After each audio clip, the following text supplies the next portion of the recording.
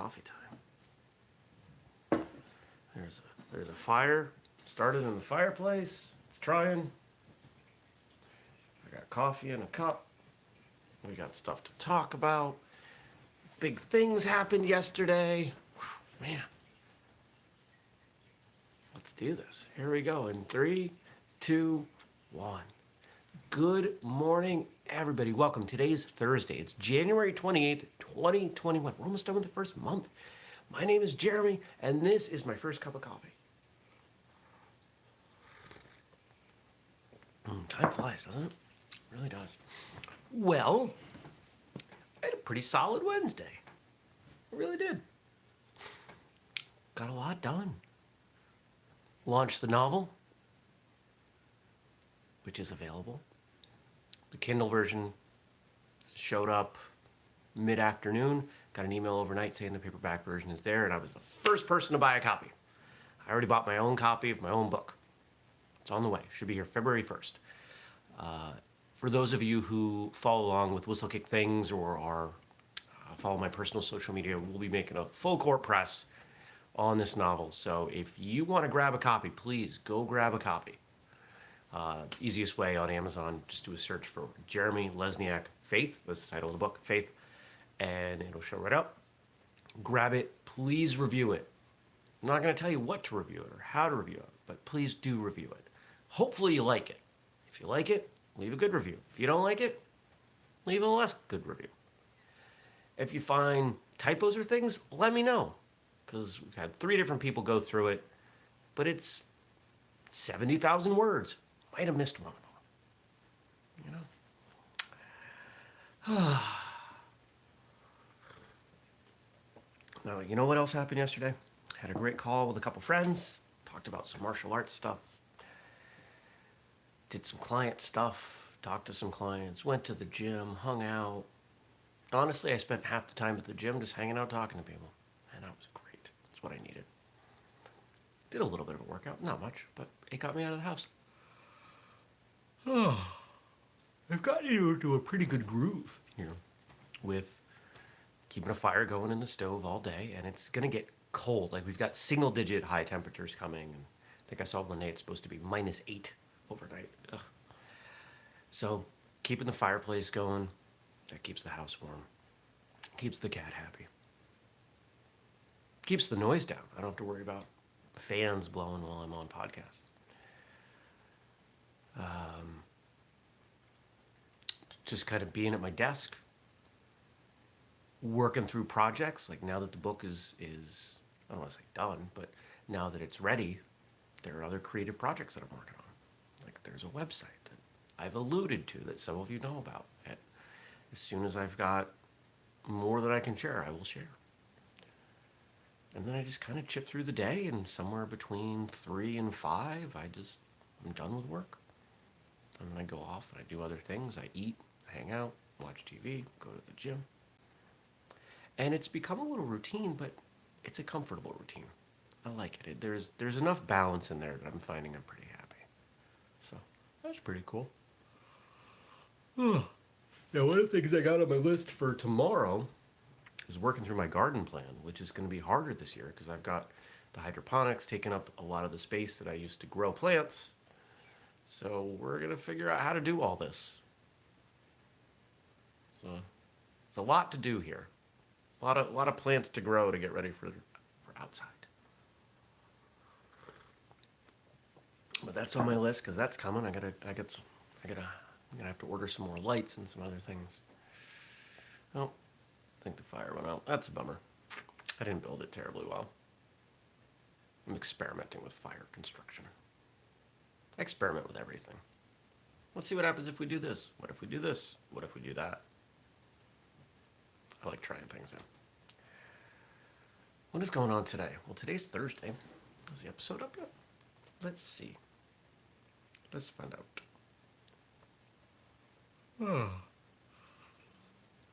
Yeah. Yeah, so it's the audio version of the last Whistlekick Live.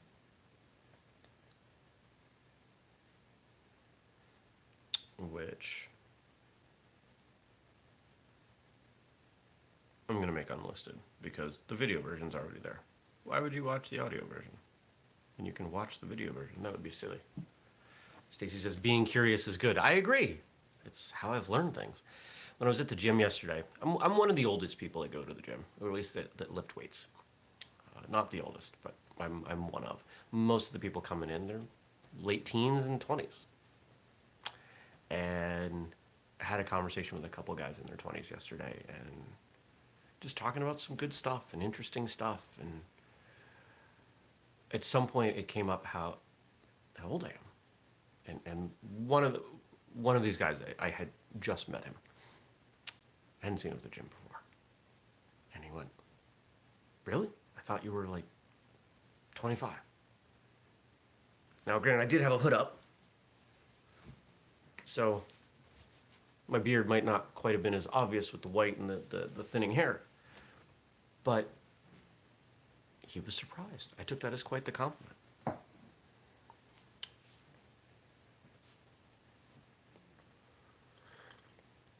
I know I don't feel my age. How old would you be if you didn't know how old you were? I would think I was 25, 27. I feel good. I can do all the things I've ever been able to do. In some ways, I'm in better shape, better health, feel better about life. If I continue on this trend, I'm gonna, I don't know, explode from happiness in about 10 years. Sweet. I'll take it.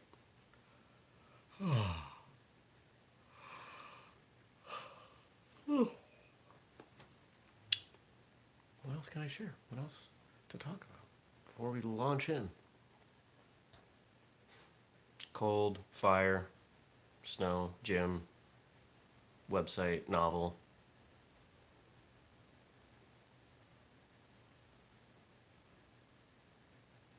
Yeah. There's not a lot of new stuff. I'm not coming up with anything that's big. So instead of just trying to fill time, let's do this. What's here? Who gave me stuff? Frank gave me stuff. Shout out to Frank. Hope you're well, Frank. In an earlier episode, Jeremy asked for help finding famous Vermonters. I did. Besides Ethan Allen, there was also Rudyard Kipling, who you may know is the author of The Jungle Book and a number of other things. He moved to Dummerston, Vermont, near Brattleboro, in 1892, which means he wrote most of his works while he was living in Vermont. I did a quick check because I wanted to make sure that I was getting Rudyard Kipling's bio right. Born in India, I think Jungle Book was 1894.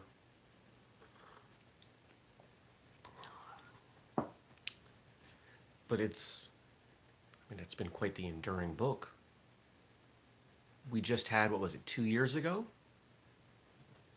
Netflix did the movie Mowgli, based on the Jungle Book, which actually was a really, really good movie. I don't know if you saw it. If you didn't see it, check it out. It was a Netflix original. I really dug it. Yeah, Vermont. We don't have a lot of people, so we don't have the percentage of famous people, but we've got some. Maybe someday people will say, that Jeremy guy lived there. Probably not. But maybe. It's not important to me. Brattleboro, though, is practically New Hampshire, Massachusetts.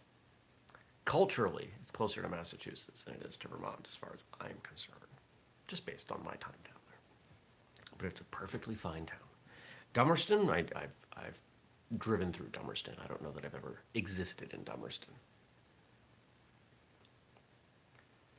But we've got some quotes from Mr. Kipling. Beware of overconcern for money or position or glory. Someday you will meet a man who cares for none of these things. Then you will know how poor you are.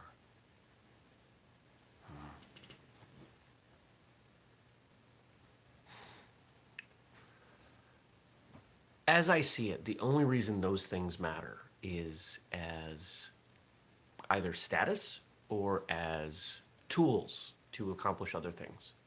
Money, status. They get you stuff. Money stores time. when you put in time to do a thing that someone values, you end up with money. You use that money for food and a house and a car and all that other stuff. If you have extra money, you can save it. You can use it to buy something later. Ultimately, it comes down to the time you invested. And this is why there are people who are rejecting this way of living. What if I just don't work? What if I just have my time? I may have mentioned this earlier in the week. Over the weekend, I watched a lot of YouTube videos, or rather they were on in the background while I did projects.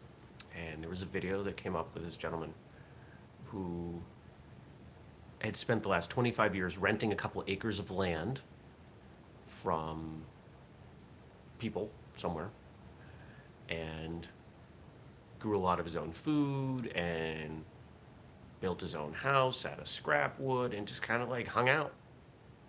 Had a ton of time. How much time would you have if you didn't have to work? How much of what you have relates to work? How much do you work to support the things that you have so you can work? It's kind of scary if you break it down. Now, if the work that you do is something that truly nurtures you, that's different. But a lot of people, unfortunately, don't enjoy their work. And they spend their lives trapped in this rat race, doing what they were taught they had to do. And that's really sad. It sucks. I've never wanted to do that. Ironically, when I graduated college, I was like, I just want a 9 to 5. Because I worked all through college, I just wanted something simple. I wanted, let me go to work, do my job, come home. It didn't happen. Did not happen at all. I have never had a 9 to 5. I started working at Staples, saved my first few checks, bought insurance so I could start my IT company on June 13th, 2001. I graduated May 20th.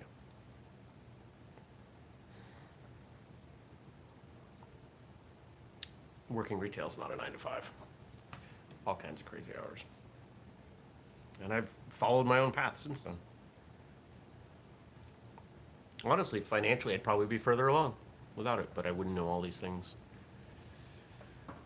All the knowledge that I have that I'm implementing now, that is, I still believe strongly, ultimately going to pay off, wouldn't have gained that knowledge.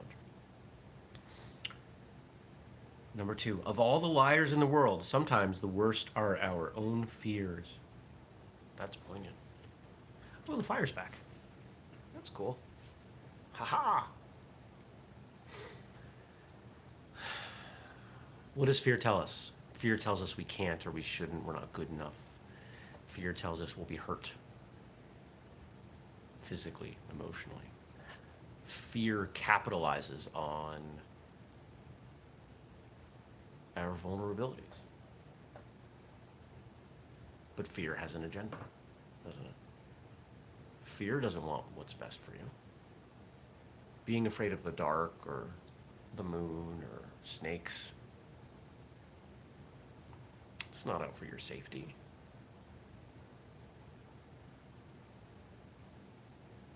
Maybe there's some root in there, but being afraid of the dark in your own house, there's no logical reason for that. Fear can show us what's important to us. It can help us understand what matters, but when fear takes over, when it becomes crippling, when you don't do what you want to do because of fear, that's when you need to find a way through it. I'm still afraid of things. I'm still afraid of the judgment of others. I'm afraid of not being good enough. Ironically, I'm not afraid of failure, because I don't fail. I keep going. I keep finding a way. I can tell you a whole bunch of ways to not run a martial arts products company. Oh, you know what else is coming tomorrow. I've got some time carved out. I don't know how much I'll get into them, but updates to the training programs, the strength, speed, fight conditioning programs. If you've been on the fence about buying them, buy them today, because when I make those improvements, the price will go up a little bit. That's been the promise from day one. As I improve them, prices will continue to go up. So just be aware of that. If you've already purchased them, you are grandfathered in for life for that program.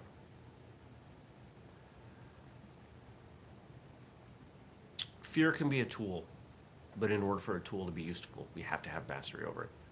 How useful is a chainsaw if you can't keep it under control?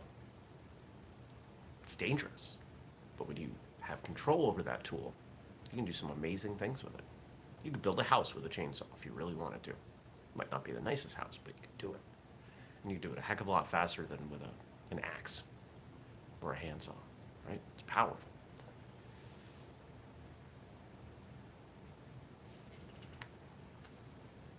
Fear is interesting.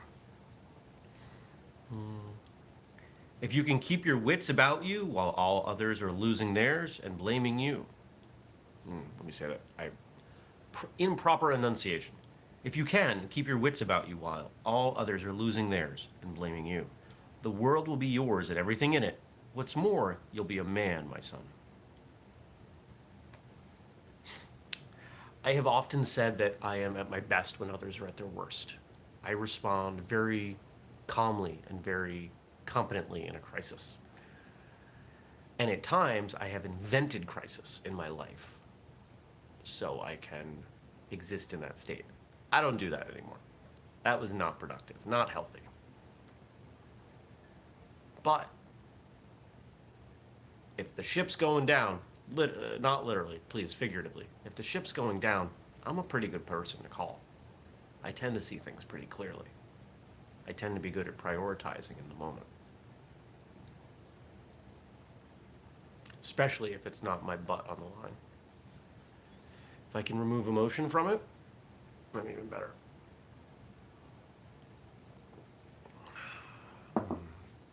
Some really good coffee today. I've been drinking primarily the Starbucks roast from Costco because it's good and it's inexpensive. It's like the perfect level of dark. It's not too dark. It's just right. It's mama bear dark, right? Not too soft, not too hard. It's good.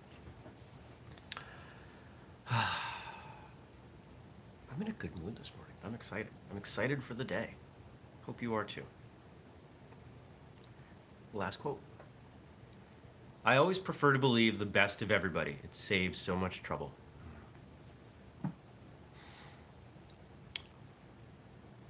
Yes. In any given situation, you have the ability to fill in the gaps of information. It's human instinct. We're going to do it. If someone does something,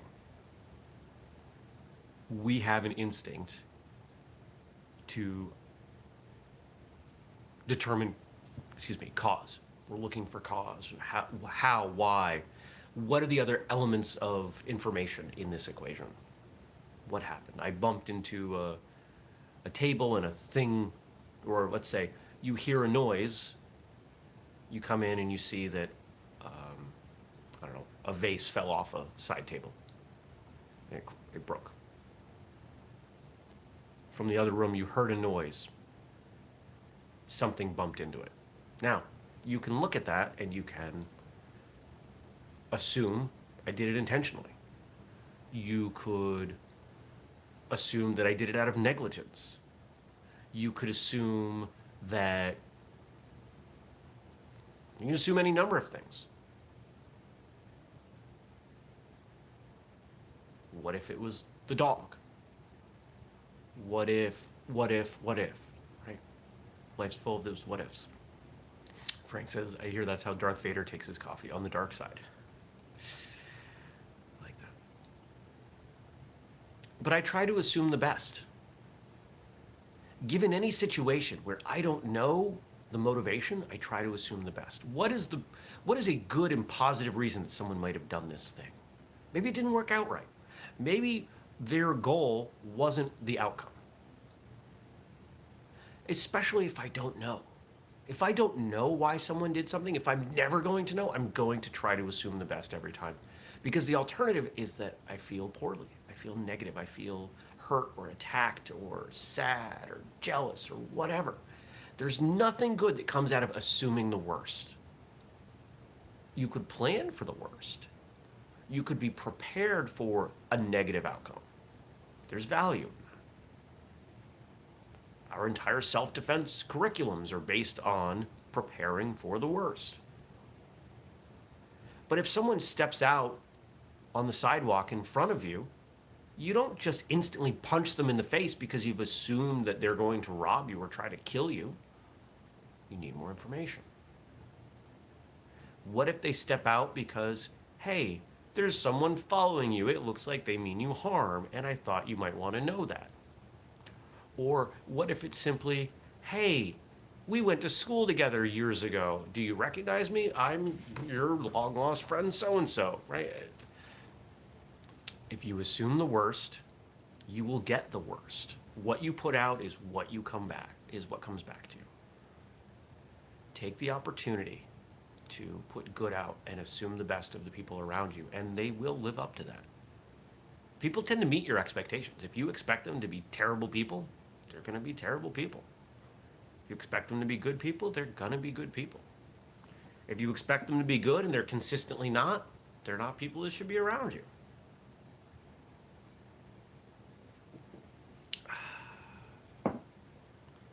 Dark coffee.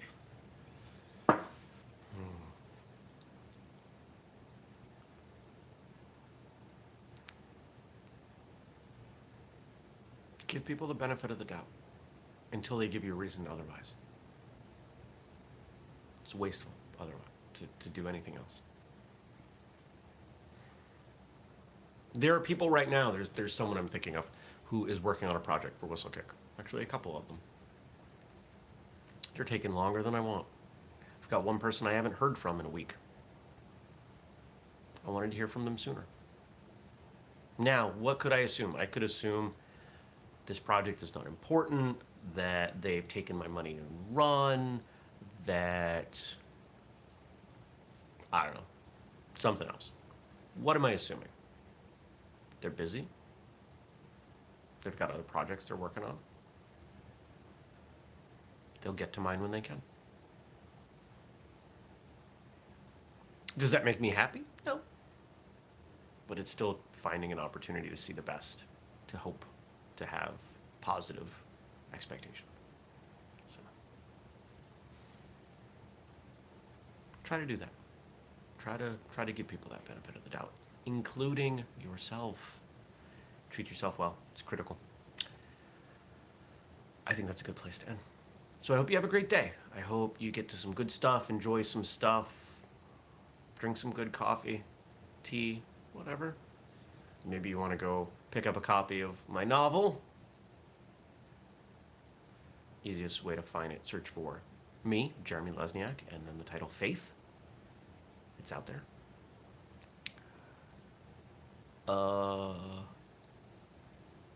If you want to support us, that's a good way to do it. I will be making autographed copies available. I got to get that set up today. If you want to help us in other ways, you could buy something at whistlekick.com, use the code FIRSTCUP15. You could leave a comment on this show after it ends. Drop something in the comments. I'll talk about it tomorrow. Tomorrow's Friday. If you're new, subscribe and turn on notifications because we do it every weekday at 6:30 a.m. U.S. Eastern Time. But yes, you can catch it later in audio form in your podcast player. Hit that thumbs up button if you can, if you see it. I think that's it. Thanks for watching or listening. Thanks for all your support. I'm going to go drink more coffee. Have a great day, everybody. Take care. Peace.